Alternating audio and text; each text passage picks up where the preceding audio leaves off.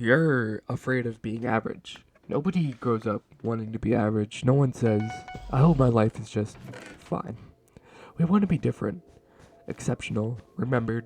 So why does this idea of being average feels almost insulting? Why does it scare us more than failure?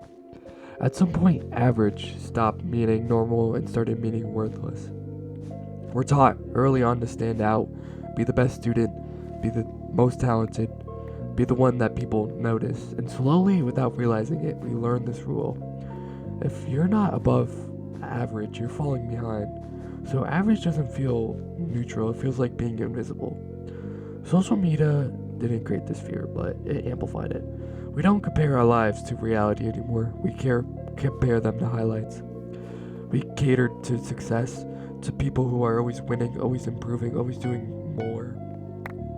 When everyone looks exceptional online, average starts to feel like failure, even though it isn't. What really scares us isn't being average, it's the thought that we could have been more disciplined, more confident, more successful. Being average feels like proof that we didn't try hard enough, that we let our potential slip away, that we settled.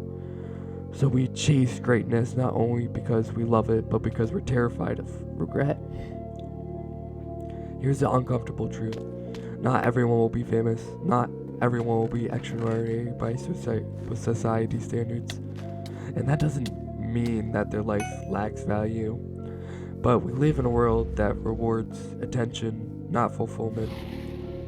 So instead of asking, am I content, we ask, am I impressive? And those two things are not the same. What if average isn't the enemy?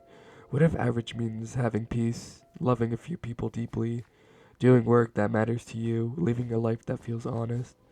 That kind of life won't always look special from the outside, but it might feel meaningful on the inside.